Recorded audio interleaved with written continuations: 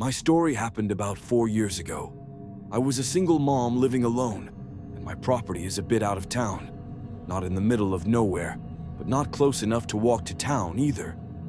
I have a couple of neighbors I see from time to time, and pretty much everyone in my area knows each other.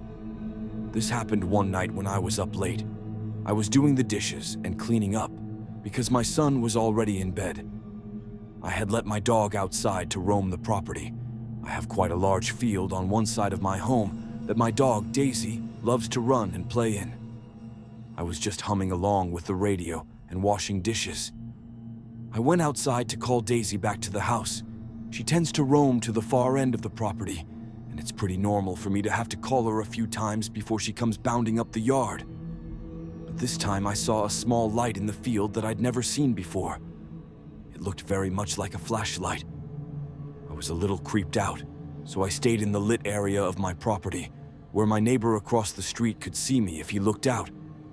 It made me feel safer, whether that was justified or not. I called Daisy 3 times, shouting loudly because I didn't want to walk into the dark to find her. I waited a few minutes, listening for the sound of her paws thumping on the ground, and I did hear her. But I also heard a faint male voice coming from the direction of the light, calling my dog back into the field. At this point, I could see her. She was about halfway between me and the source of the light. I was getting really freaked out, but I also have weapons in my house and a knife on me at all times, and I wasn't about to let this creep hurt Daisy or me. I shouted at the dog, "Daisy, you get your little butt over here right now." She realized I was serious and wiggled her little butt over to me. I rushed into the house with her. I stayed inside and turned off the lights so I could see out without anyone seeing me inside.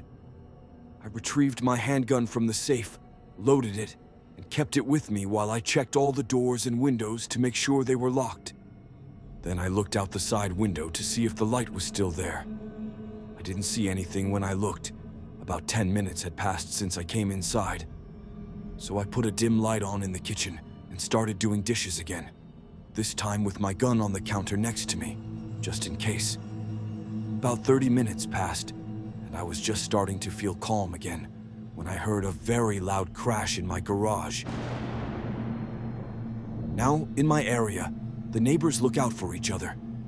So at that point, I went into the living room and called the neighbor across the street. Let's just call him Mr. G.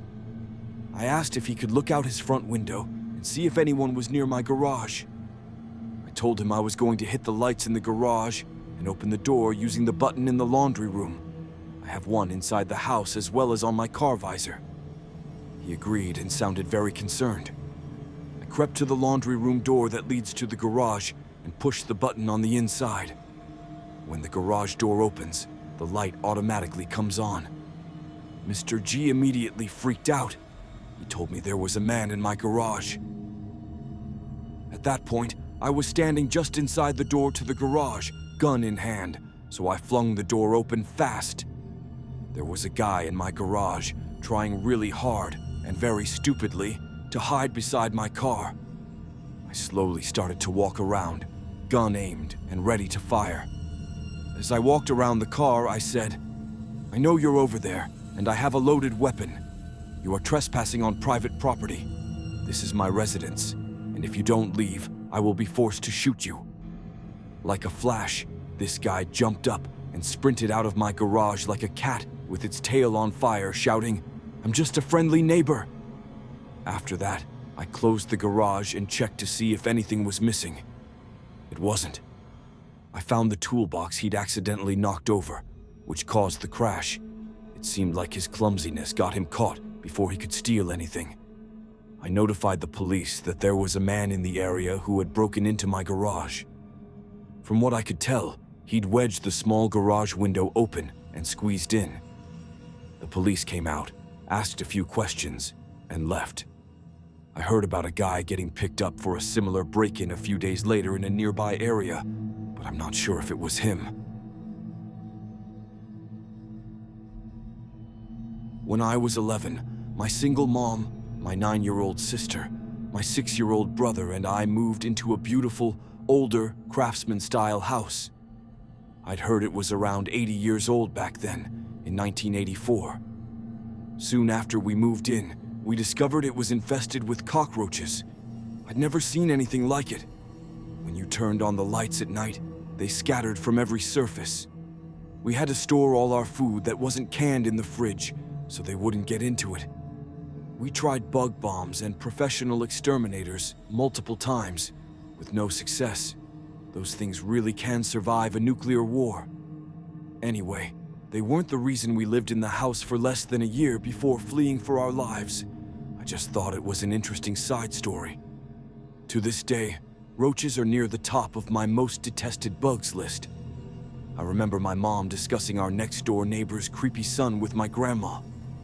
He was in his 20s or 30s. One day, she'd been doing the dishes and looked up to see him standing directly on the other side of the kitchen window, staring in at her. Normally, she would have kept something scary like that from us kids, but around that time, she told us to let her know if we ever saw him near the house. We weren't allowed to play outside anymore. She also told us, much later, about a couple of times she woke up to see him standing over her bed. One time, he even put a cloth with chemicals over her face to knock her out. This is the part of the story I know the least about, since she didn't tell us until years later. I think she might have believed she was dreaming, especially if he was drugging her. I don't know if anything else happened. I've never asked her, in case it brings up bad memories. One afternoon, we were all doing some spring cleaning when my brother said he found a cigarette butt in the upstairs toilet. That was weird, since nobody in our family smoked. Being a dumb little 6-year-old, he flushed it before telling our mom. I still remember her trying to get the full story out of him, upset that the evidence was gone. She wondered if maybe he was mistaken, or had picked it up outside out of curiosity. She soon dropped it, and we mostly forgot about it. I think it was a few weeks later. My brother was spending the night at our grandparents' house, and my sister and I were the only ones upstairs. Our mom's bedroom was downstairs. My sister heard a sound like a screen door slamming. But she insisted it came from inside the house, and she was freaked out. I told her it was probably just from outside and to go to sleep. A minute later, we heard a strangled cough coming from just outside our bedroom door. A man's cough, and it sounded like he was trying to keep from making noise. I whispered that we needed to get downstairs. We snuck out of the room, and for some reason, I had the irrational urge to turn on the bathroom light, which was just across the hall, to check if anyone was in there.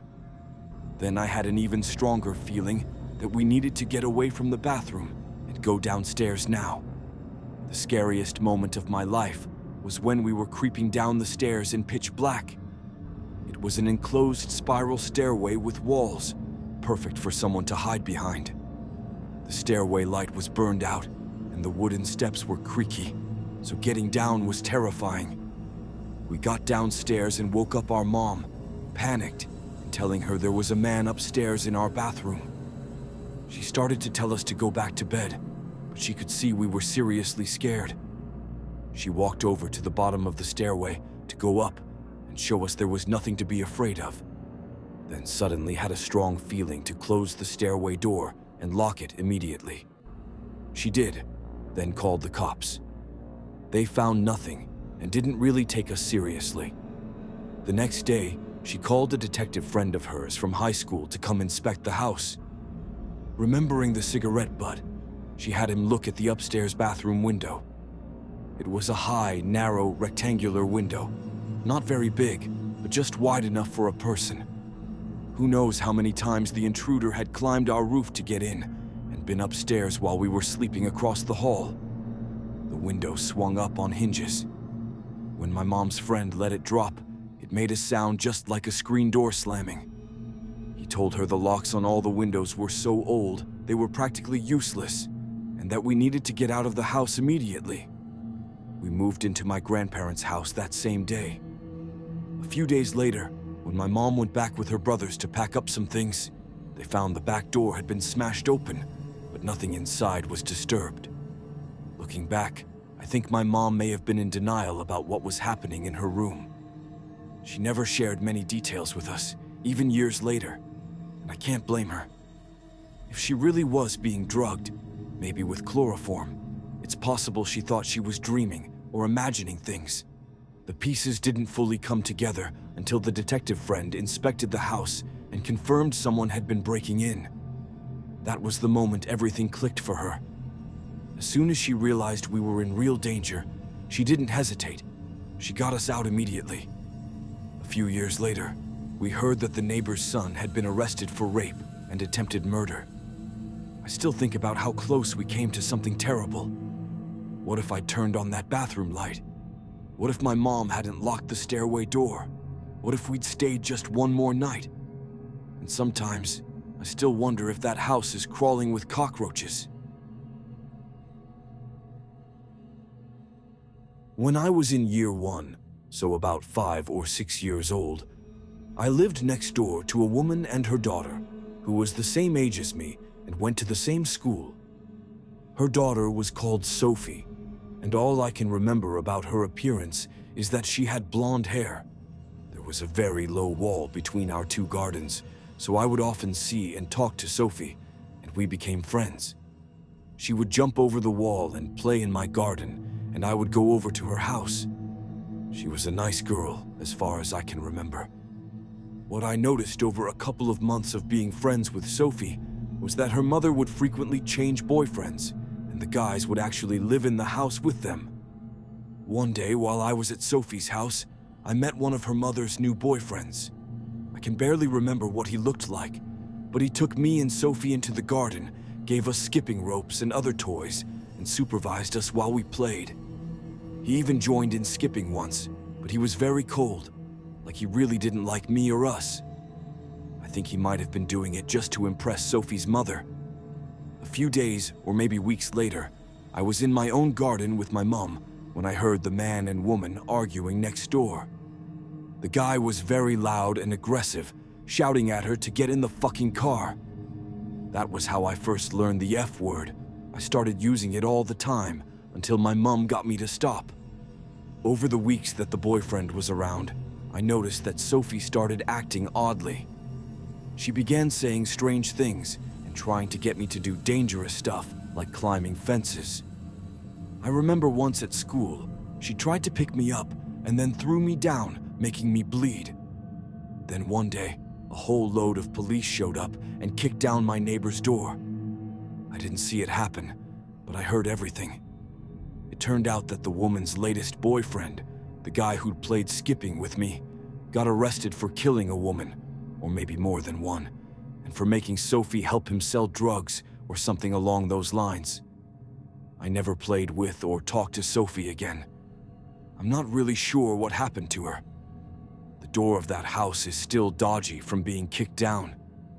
It's weird to think I could run into Sophie again one day and not even recognize her. I guess I could have already.